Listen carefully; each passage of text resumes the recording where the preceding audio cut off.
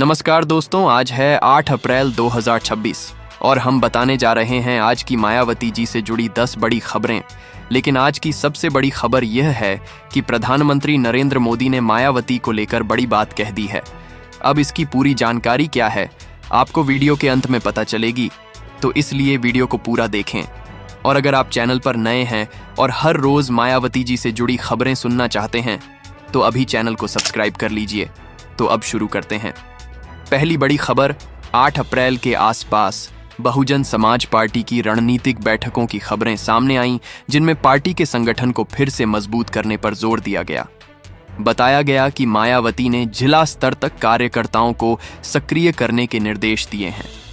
खास बात यह रही कि उन्होंने साफ कहा कि 2027 के यूपी विधानसभा चुनाव को ध्यान में रखते हुए अभी से बूथ स्तर तक पकड़ मजबूत करनी होगी। इससे संकेत मिलता है कि बीएसपी अब सिर्फ बयानबाजी नहीं बल्कि जमीनी स्तर पर वापसी की तैयारी कर रही है। दूसरी बड़ी खबर, मायावती ने हाल ही में अपने बयान में कानून व्यवस्था और दलित उत्पीड़न के मुद्दों को लेकर योगी आदित्यनाथ सरकार पर निशाना साधा।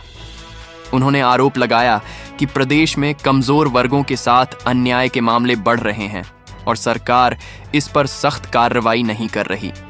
यह बयान राजनीतिक रूप से काफी अहम माना जा रहा है, क्योंकि इससे बीएसपी ने फिर से अपने पारंपरिक वोट बैंक को साधने की कोशिश शुरू कर दी है। तीसरी बड़ी खबर, सूत्रों के अनुसार बीएसपी के अंदर संगठनात्मक बदलाव की प्रक्रिया तेज कर दी गई है। कई पुराने और निष्क्रिय पदाधिकारियों को हटाकर नए चेहरों को मौका देने की योजना बनाई जा रही है। मायावती का फोकस खास तौर पर युवाओं और नए चेहरों को जोड़ने पर है, ताकि पार्टी में नई ऊर्जा लाई जा सके। यह कदम 2024 लोकसभा चुनाव के प्रदर्शन से सीख लेते हुए उठाया गया बताया जा रहा है। चौथी बड़ी खबर, मायावती ने अपने हालिया संदेश में गठबंधन की राजनीति पर भी स्पष्ट रुख दिखाया।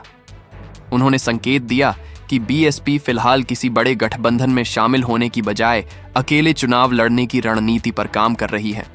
उन्होंने कहा कि पार्टी को अपने दम पर मजबूत करना ही सबसे बड़ा लक्ष्य है। ये बयान विपक्षी गठबंधनों के लिए एक बड़ा संकेत माना जा रहा है। पांचवीं बड़ी खबर, 8 अप्रैल के आसपास पार्टी के सोशल मीडिया और डिजिटल कैंपेन को भी तेज करने की रणनीति बनाई गई। मायावती ने निर्देश दिए कि युवा मतदाताओं तक पहुंचने के लिए ऑनलाइन प्लेटफॉर्म का ज्यादा इस्तेमाल किया जाए। इसके तहत बीएसपी अब नए तरीके से प्रचार करने की तैयारी में है, जिसमें वीडियो, शॉर्ट कंटेंट और लोकल मुद्दों को हाईलाइट किया जाएगा। छठी बड़ी खबर, मायावती ने अपने हालिया संदेश में संविधान और आरक्षण के मुद्दे को फिर से प्रमुखता से उठाया। उन्होंने कहा कि BR अम्बेडकर द्वारा बनाए गए संविधान की भावना को कमजोर करने की कोशिशें हो रही हैं, जिन्हें बीएसपी कभी सफल नहीं होने देगी। उन्होंने अपने कार्यकर्ताओं से कहा कि वे गांव-गांव जाकर लोगों को उनके अधिकारों के प्रति जागरूक करें। ये बयान खास तौर पर दलित और पिछड़े वर्ग के बीच पार्टी की पकड़ मजबूत करने के उद्देश्य से देखा जा रहा है। सातवीं बड़ी खबर, पार्टी के अंदर अनुशासन को लेकर मायावती काफी सख्त नजर आईं। उन्होंने साफ चेतावनी दी कि जो भी नेता या कार्यकर्ता पार्टी लाइन के खिलाफ काम करेगा, उसके खिलाफ तुरंत कार्रवाई की जाएगी। हाल के दिनों में कुछ नेताओं की गतिविधियों को देखते हुए यह संदेश दिया गया कि बीएसपी में अब डील बिल्कुल भी बर्दाश्त नहीं की जाएगी। इससे पार्टी के अंदर एक मजबूत नेतृत्व की छवि बनाने की कोशिश दिखाई दे रही है। आठवीं बड़ी खबर, सूत्रों के मुताबिक मायावती ने पश्चिमी उत्तर प्रदेश, बुंदेलखंड और पूर्वांचल जैसे क्षेत्रों के लिए अलग अलग रणनीति बनाने के निर्देश दिए हैं। उन्होंने कहा कि हर क्षेत्र की सामाजिक और राजनीतिक स्थिति अलग होती है, इसलिए एक ही रणनीति पूरे प्रदेश में लागू नहीं की जा सकती। इस क्षेत्रीय रणनीति का मकसद ज्यादा से ज्यादा सीटों पर प्रभावी पकड़ बनाना है। नौवीं बड़ी खबर, मायावती ने यह भी संकेत दिया कि आने वाले समय में वह खुद भी बड़े स्तर पर रैलियां और जनसभाएं कर सकती हैं। हालांकि अभी कोई आधिकारिक तारीख घोषित नहीं हुई है, लेकिन पार्टी के अंदर इसकी तैयारी शुरू हो चुकी है। इससे साफ है कि बीएसपी अब फिर से मैदान में सक्रिय रूप से उतरने की योजना बना रही है। 10वीं बड़ी और अहम खबर, शुरुआत होती है एक ऐसे माहौल से जहां पूरे देश की राजनीति अचानक करवट लेती नजर आती है और हर तरफ एक ही सवाल गूंजने लगता है। क्या सच में नरेंद्र मोदी ने ऐसा कोई बड़ा संकेत दे दिया है जिससे मायावती देश की प्रधानमंत्री बन सकती हैं? दोस्तों, ये कहानी सिर्फ एक बयान की नहीं है। ये कहानी है उस सियासी हलचल की जिसने दिल्ली से लेकर लखनऊ तक हर नेता की नींद उड़ा दी है। और जब ये खबर बाहर आई तो सोशल मीडिया पर आग की तरह फैल गई। हर कोई जानना चाहता था आखिर ऐसा क्या हुआ कि अचानक मायावती का नाम देश के सबसे बड़े पद के लिए चर्चा में आ गया। अब जरा सोचिए, एक तरफ मोदी जी जो लगातार तीसरी बार सत्ता में मजबूती से खड़े नजर आते हैं, और दूसरी तरफ मायावती जो लंबे समय से अपनी रणनीति को चुपचाप तैयार कर रही थीं। लेकिन अचानक से जब इन दोनों नामों को एक साथ जोड़ा गया तो राजनीति का पूरा समीकरण ही बदलता हुआ दिखने लगा। कहानी की शुरुआत होती है एक ऐसे बयान से जिसे सुनकर हर कोई चौंक गया। मोदी जी ने एक सभा के दौरान कहा कि देश में नेतृत्व किसी एक वर्ग या परिवार तक सीमित नहीं होना चाहिए, हर वर्ग को आगे आने का मौका मिलना चाहिए।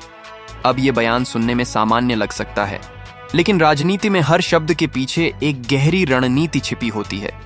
और जैसे ही ये बयान सामने आया, राजनीतिक गलियारों में ये चर्चा शुरू हो गई कि क्या ये इशारा मायावती की तरफ है, क्योंकि मायावती एक ऐसी नेता हैं जो दलित समाज से आती हैं और जिनका अपना मजबूत वोट बैंक है। और अगर उन्हें राष्ट्रीय स्तर पर मौका मिलता है तो ये एक ऐतिहासिक बदलाव हो सकता है। अब यहां से कहानी और दिलचस्प हो जाती है, क्योंकि कुछ ही समय बाद बीएसपी के अंदर हलचल तेज हो जाती है। पार्टी के बड़े नेता लगातार मीटिंग करने लगते हैं और अंदर खाने ये चर्चा शुरू हो जाती है कि अब पार्टी को सिर्फ उत्तर प्रदेश तक सीमित नहीं रखना है, बल्कि पूरे देश में अपनी पकड़ बनानी है। मायावती खुद भी इस समय पूरी तरह सक्रिय नजर आती हैं।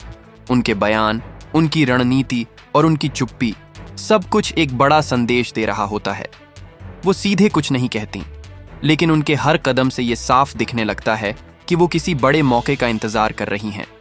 और इसी बीच कुछ राजनीतिक विश्लेषक ये दावा करने लगते हैं कि अगर देश में गठबंधन की राजनीति मजबूत होती है तो मायावती एक कंसेंसस कैंडिडेट बन सकती है, यानी ऐसा चेहरा जिसे कई पार्टियां मिलकर समर्थन दे सकती हैं। अब जरा इस सीन को इमेजिन कीजिए।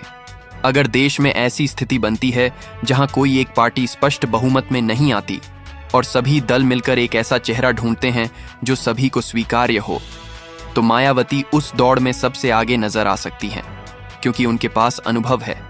4 बार उत्तर प्रदेश की मुख्यमंत्री रह चुकी हैं, प्रशासनिक पकड़ मजबूत है और सबसे बड़ी बात, उनकी छवि एक सख्त और निर्णायक नेता की रही है।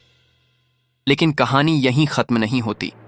असली ट्विस्ट तो तब आता है जब सोशल मीडिया पर यह चर्चा और तेज हो जाती है। कुछ लोग इसे मोदी जी की मास्टर स्ट्रोक बताते हैं, तो कुछ इसे विपक्ष की रणनीति कहते हैं। कुछ लोग कहते हैं कि ये सब एक सियासी चाल है जिससे विपक्ष को भ्रमित किया जा सके, तो कुछ का मानना है कि ये भविष्य की राजनीति की झलक है जहां नए चेहरे सामने आ सकते हैं।